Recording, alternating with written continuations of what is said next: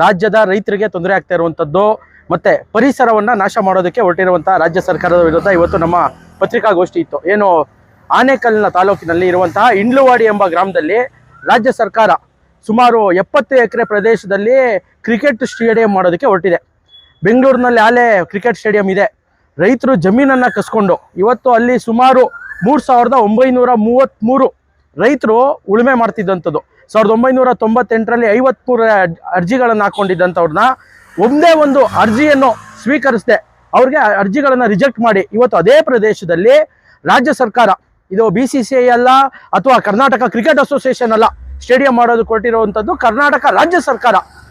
ಯಾರ ಇದನ್ನ ಇಟ್ಕೊಂಡು ಕರ್ನಾಟಕ ಹೌಸಿಂಗ್ ಬೋರ್ಡ್ನ ಜೊತೆ ಸೇರಿ ಇವತ್ತು ಸ್ಟೇಡಿಯಂ ಮಾಡೋದು ಕೊಟ್ಟಿರುವಂಥದ್ದು ಕಾರಣದಿಂದಾಗಿ ಇವತ್ತು ಸಾವಿರಾರು ಎಕರೆ ಪ್ರದೇಶ ಏನು ಇವತ್ತು ಆನೆ ಕಾರಿಡಾರ್, ಎಲಿಫೆಂಟ್ ಕಾರಿಡಾರ್ ಅಂತ ಕರಿತೀವಿ, ಕರ್ನಾಟಕ, ಕೇರಳ, ತಮಿಳುನಾಡು ಪ್ರದೇಶದಲ್ಲಿ ಹೋಗುವಂತಹ ಅರಣ್ಯವನ್ನ ಒತ್ತುವರಿ ಮಾಡಿಕೊಂಡು ಈ ಜಾಗದಲ್ಲಿ ಕರ್ನಾಟಕ ರಾಜ್ಯ ಸರ್ಕಾರ ಇವತ್ತು ಸ್ಟೇಡಿಯಂ ಮಾಡೋದಕ್ಕೆ ಹೊರಟಿದೆ.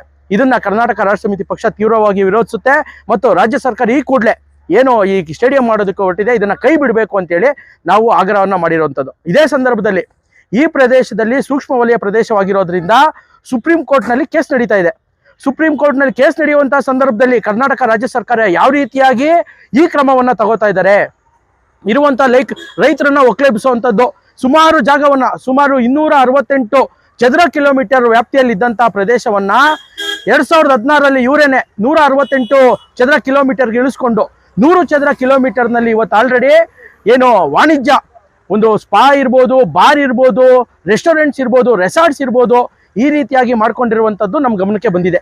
ಇವೆಲ್ಲವೂ ಸೂಕ್ಷ್ಮ ವಲಯ ಪ್ರದೇಶ ಏನು ಸುಪ್ರೀಂ ಕೋರ್ಟ್ನಲ್ಲಿ ಕೇಸ್ ನಡೀತಾ ಇದೆ, ಅದನ್ನು ಕೇಸ್ ನಡೀತಾ ಇರುವಂಥ ಸಂದರ್ಭದಲ್ಲೇ ಈ ರೀತಿಯಾಗಿ ಮಾಡ್ತಾ ಇರುವಂಥದ್ದು ರಾಜ್ಯ ಸರ್ಕಾರದ ಏನು ಈ ವಿಚಾರವನ್ನು ನಾವು ಖಂಡಿಸ್ತೀವಿ. ಮತ್ತೆ ಇದು ಏನು ಸಾವಿರಾರು ಎಕರೆ ಭೂಮಿಯನ್ನ ಏನು ಜನಪ್ರತಿನಿಧಿಗಳು ಇವತ್ತು ಸಾರಿಗೆ ಸಚಿವರಾಗಿರುವಂತಹ ರಾಮಲಿಂಗಾರೆಡ್ಡಿ ಅವರು, ಬೊಮ್ಮನಹಳ್ಳಿಯ ಶಾಸಕರಾಗಿರುವಂತಹ ಸತೀಶ್ ರೆಡ್ಡಿ ಅವರು ಸುಮಾರು 50 ಎಕರೆ 60 ಎಕರೆ ಜಮೀನುಗಳನ್ನು ಅವರ ಹೆಸರಿಗೆ ಪಾಣಿ ಮತ್ತೆ ಖಾತಾನ ಮಾಡ್ಕೊಂಡಿದ್ದಾರೆ. ರೈತರನ್ನ ಒಕ್ಕಲೆಬ್ಬಿಸೋದು ಒಂದ್ ಕಡೆ, ಉಳುಮೆ ಮಾಡ್ತಾ ಇದ್ದಂತಹ ರೈತರಿಗೆ ಜಮೀನು ಕೊಡಕ್ಕಾಗದೇ ಇರುವಂತಹ ಸರ್ಕಾರಗಳು ಅವರ ಹೆಸರಿನಲ್ಲಿ ಇರಬೇಕಾದಂತಹ ಆಸ್ತಿಗಳನ್ನ ಇವತ್ತು ರಾಜ್ಯ ಸರ್ಕಾರದ ಮಂತ್ರಿಗಳೇ ಅವರ ಹೆಸರಿಗೆ ಮಾಡ್ಕೊಂಡಿರುವಂತದ್ದು ಸಹ ಖಂಡನೀಯ. ಇವೆಲ್ಲವೂ ಯಾಕೆ ಈ ತರ ಆಗ್ತಾ ಇದೆ? ಸರ್ಕಾರಗಳಲ್ಲಿ ಇರುವಂತಹ MLAಗಳು, ಶಾಸಕರು, ಮಂತ್ರಿಗಳು ಈ ರೀತಿ ಬಡವರ ರೈತರ ಜಮೀನನ್ನ ಅವ್ರ ಹೆಸರಿಗೆ ಮಾಡ್ಕೋಬೇಕು ಅಥವಾ ಅವ್ರಿಗೆ ಜಮೀನುಗಳನ್ನ ಕೊಡದೆ ನೇರವಾಗಿ ಇವರ ಹೆಸರುಗಳಿಗೆ ಮಾಡ್ಕೊಳ್ಳುವಂತಹ ಒಂದು ಘಟನೆಗಳಿಂದ ಇವತ್ತು ಒಬ್ಬ ಶಾಸಕ 500 ರಿಂದ 600 ಕೋಟಿ ಖರ್ಚು ಮಾಡ್ತಾನೆ ವಿಧಾನಸಭಾ ಕ್ಷೇತ್ರದಲ್ಲಿ ಗೆಲ್ಲೋದಕ್ಕೆ. ಎಲ್ಲಿಂದ ಬರುತ್ತೆ ಅವ್ರಿಗೆ ಹಣ?